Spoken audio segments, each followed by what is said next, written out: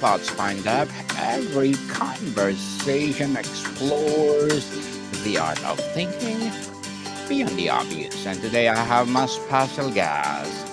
He's a men's action life coach, no other than Mr. Maxim Shapiro. Welcome to Abstract Essay, Mr. Maxim. And can you please introduce more about yourself that I missed?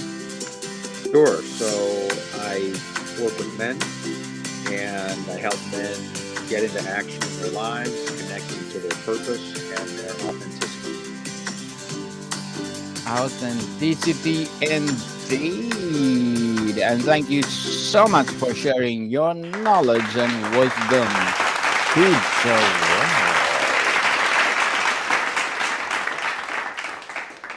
So, Mr. Maxim, what does action-based coaching mean to you, and why is it particularly effective for men? Well, men are people of action in our best form. And so we need to get into action. Coaching, at the end of the day, is all about action. There is no coaching without action. If you're coaching someone and it's not leading to action in their everyday life, then you're not actually doing the full act of coaching. And men are action oriented creatures. We need to be in action to feel good about ourselves. And also, to feel good about ourselves, we need to be in action in a way that's connected to our authenticity. Men are men. Oh, thank you so much, Mr. Maxim, for empowering men all over the world. How do you redefine success for male clients beyond traditional metrics? So, a lot of my clients have been working for a long time and they've accomplished a lot, but they might not feel as much fulfillment from those accomplishments as they thought they would because they haven't been connected to their true self or as connected as they could be. And the more we connect with our own authenticity, the more fulfillment we're going to get from our actions. So I focus on that in my coaching. What gaps in a man's personal development do most life coaches fail to address? I think a lot of life coaches might be action oriented as well, but they're trying to be problem solvers. And so if a client comes to them and says, I have this problem, this is what I want to address, the coach then gets into action trying to help them solve that problem without inspecting how true is it that that's the real problem.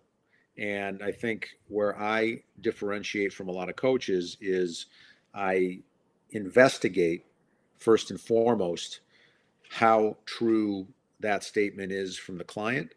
And I try to get to what's really true for the client and connect them with that. And then we can move forward and start to solve problems. Why do many men resist self help or coaching, and how do you break through that? Sorry, why do many men Resist. resist? Yeah. Yeah, I think it's because we think we need to do it ourselves, and we don't know how to ask for help, or more importantly, we don't know whom to ask for help. So we don't do a good job asking for help in two ways. A, we put it off too long, and B, when we do ask for help, we're asking the wrong people. Like we might ask our buddy at the bar or somebody who's just not qualified to give us the help that we need. You're better off seeking out people who have already accomplished the things you want to accomplish and asking for their help in getting there. And also, you should be talking to someone on a regular basis, whether it's a coach or a therapist or whatever you want to call it. Having a regular outlet for your own thoughts where you hear out loud what's going on inside your head is incredibly important. Mr. Maxim, how do you balance accountability with compassion in your coaching style? So, coaching is about action. So, I'm always pushing my clients to turn their insights into action. At the same time, we have to meet our clients where they are. So, if a client isn't ready to take a particular step, I don't try to push them to take that step. I do challenge my clients and push them to get the best out of themselves. But if a client tells me, no, I'm not ready to do that right now, I listen to them, I back off, I build trust in that way. Just because someone's not ready to do something now doesn't mean they're never going to be ready. So I'll just wait and it'll come back around. Mr. Maxim, let's talk about challenges men face. What's the number one issue holding back the men you work with? The number one issue holding back men that I work with is just authenticity. I think there's a lot of perception of how men are supposed to be. I mean, if we're talking about men in the United States today, we're kind of in this in between phase where the old concept of a man doesn't fully apply anymore, but we haven't figured out what the new vision of being a man in society today means. And a lot of the principles are still the same, but the way they manifest in our everyday lives are going to be different. The world we live in today is different from the world 50 years ago or 100 years ago. But the best aspects of man are just as important today as they were back then. In fact, they're probably more important because there's a lot more ambiguity in the world. So basically, helping men relate to their own authenticity, get clear on who they really are, who they want to be, what actions they want to take. There's just a lot of listening to outside voices and deciding how we're going to behave based on that rather than listening to our inner voice. So I teach my clients to identify and trust their inner voice. Trust people, trust your inner voice. How does societal conditioning sabotage men's growth?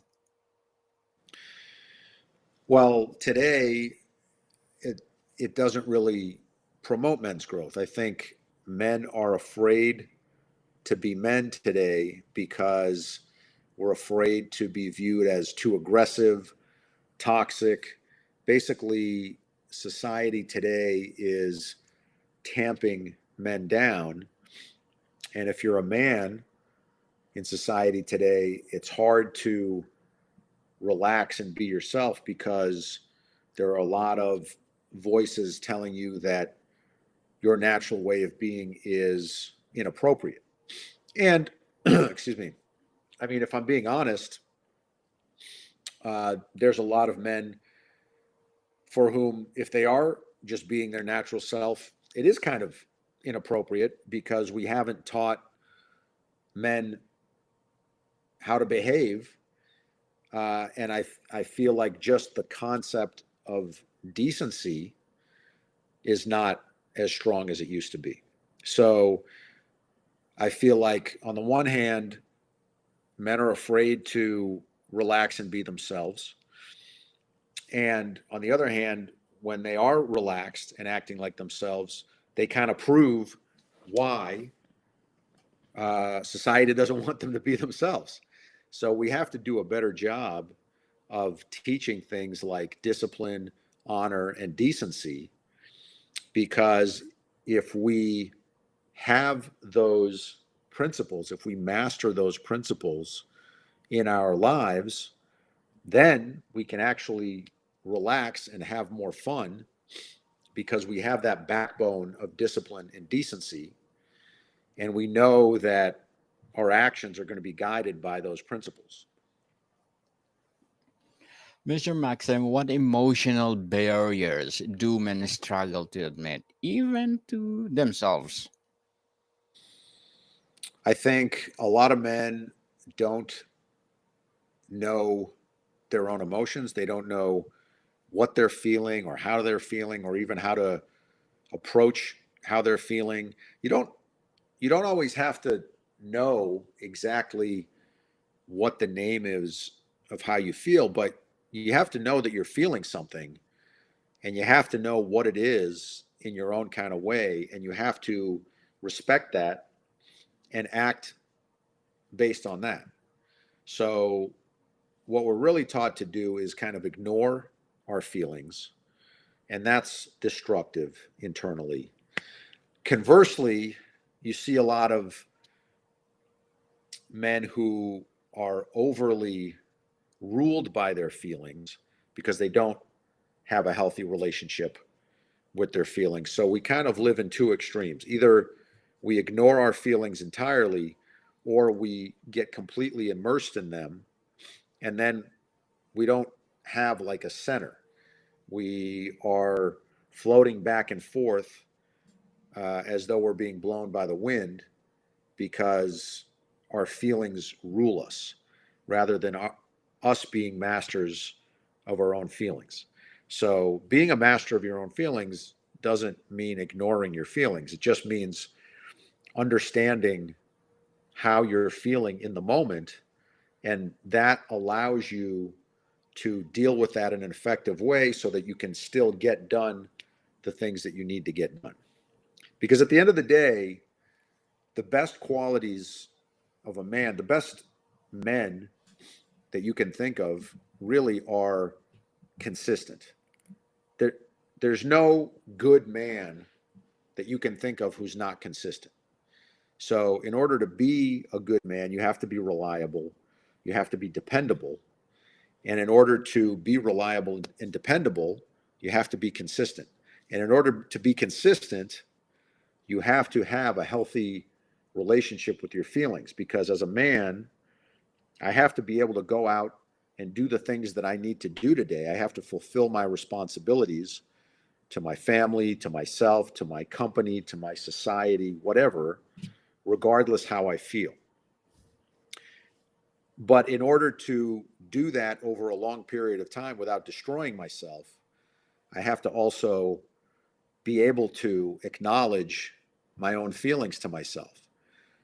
It's not about ignoring your feelings, because if you ignore your feelings, that's self destructive. I have to be connected enough to myself to know how I feel and still get the work done that I need to do, regardless how I feel. Mr. Maxim, how do you help men who has been labeled too aggressive or too passive transform their energy? I help them to get in touch with their true selves. If a man, first of all, just because somebody's been labeled something doesn't mean it's true. So one thing I help men do is identify their own feelings towards themselves. So a lot of men are walking around saying to themselves, well, I'm too aggressive because other people have told me I'm too aggressive, or I'm too passive because other people have told me I'm too passive. Well, I help men decide for themselves what they are. And a man can decide for himself if he's being too aggressive or too passive. And that's what you really want. You want men in society who have the capacity to judge for themselves whether they're being too aggressive or too passive and then act accordingly. Act accordingly for sure. So, why do men often wait for a crisis before seeking help? Because we're good at self-denial.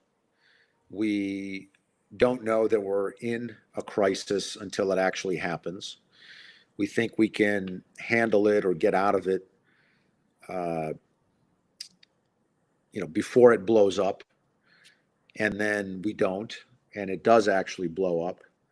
So the, that type of behavior is just the result of not being able to, first of all, not being in touch with yourself enough and your own intuition. And so you can't really judge as accurately as possible what's really happening because you're not asking the right questions.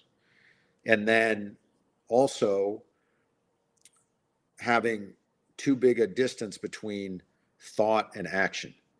So we have this thought, oh, maybe something might be wrong, or maybe I should be doing something better, but then we don't turn it into action soon enough, or maybe not at all. And so nothing happens. And so we don't improve our situation. And when you're functioning on all cylinders, when you're in flow, when you're self actualizing, there's a pretty seamless flow between information coming in, you being able to judge how serious it is or not serious, and then act based on your own judgment. And if you think it's serious enough, you're going to go and seek help or ask questions to get the information and then act based on that information.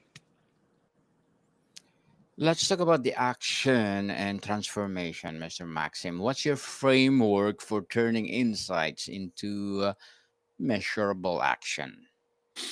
You have to mark the insight. When a client has an insight, you have to recognize that it happened. You basically celebrate it, say, hey, that's a great insight. Now, how are we going to turn this into action in our daily lives? And you get clients to commit to doing things that are concrete, that are going to solidify that action in their lives. And then you check in with them about it. What habits do you teach to build a mental resilience alongside outward success? It's really about consistency. And I read this more and more often. People who are successful in this world are consistent. And a lot of what that means is having certain routines that you do on a daily basis that are the structure of your day. So I help my clients put together programs for themselves based on their own authenticity and what they need, that are just little practices that they do every day. Consistency really is the magic ingredient of success.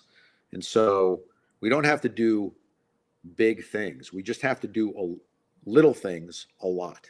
We need to do them all the time. Like exercise is a good example. If you don't exercise that much, then maybe you'll go to the gym and spend like 2 or 3 hours in the gym. Then you'll get all sore and you won't go back for like 3 or 4 days. Well, over those 5 days, you've just negated the benefits of that workout that you did on the first day.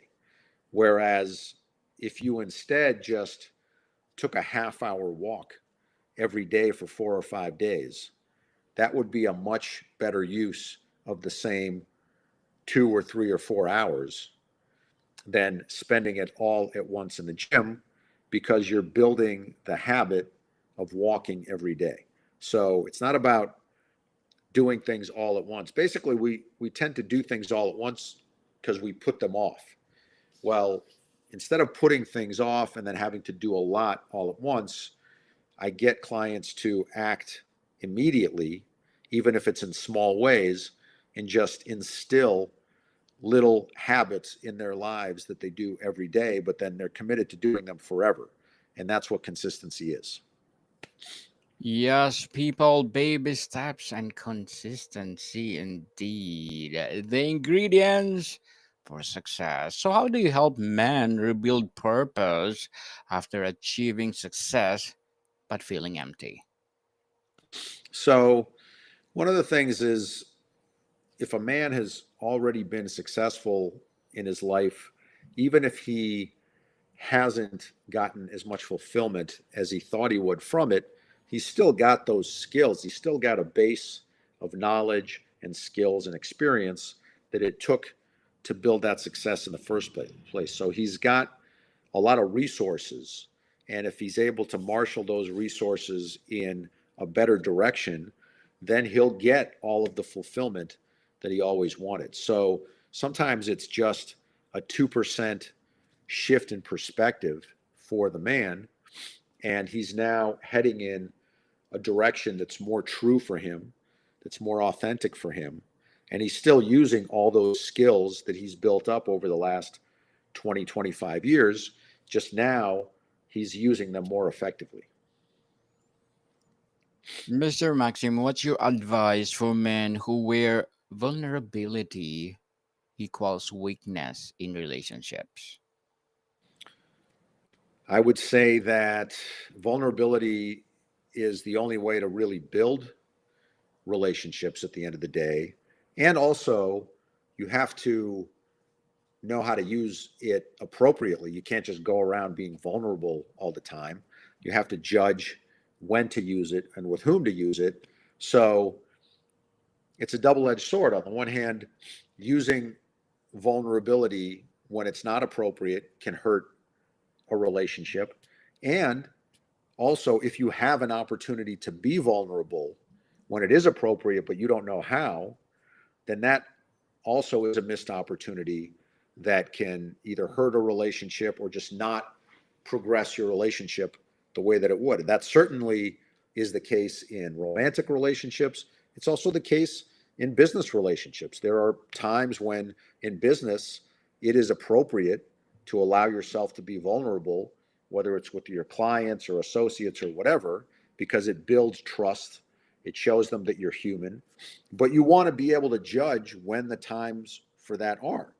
There are definitely times when it's not appropriate to be vulnerable, when other traits are more important. So you just have to be in touch enough with yourself and with the space and the people around you. You have to have good situational awareness to be able to make those judgments.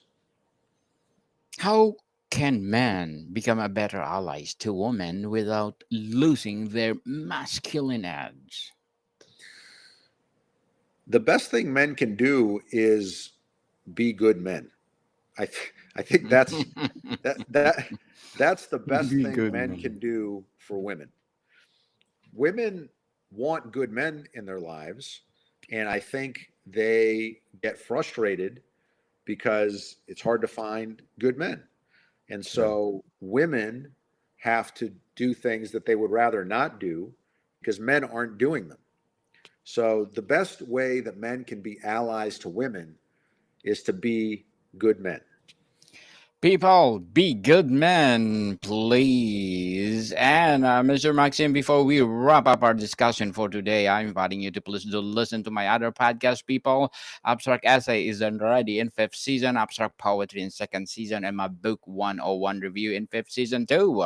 Comedy 101 in second season, and my food 101 in fifth season as well. Geography 101 in fourth season, and my baby podcast Law 101 and Mental Health 101. Love Letters in third season, and Movie 101 Review and Music 101 in fourth season, and Science 101 and Sex 101 in its first season. Please listen to them wherever you listen your podcast. So, Mr. Maxim, if man does one thing today to start growing, what would it be? Well, for one, they can reach out to me at forwardmotioncoach.ing and schedule a session. You can also find me on my YouTube channel at Maxim Shapiro. And also, I would just say, in general, challenge yourself and start immediately. Start immediately, people. Yes, let's support Mr. Maxim Shapiro, because if you support him, for sure, more and more and more empowering men will come. So, Mr. Maxim, thank you so much for your time. Thank you for having me. More to come, people. See you soon.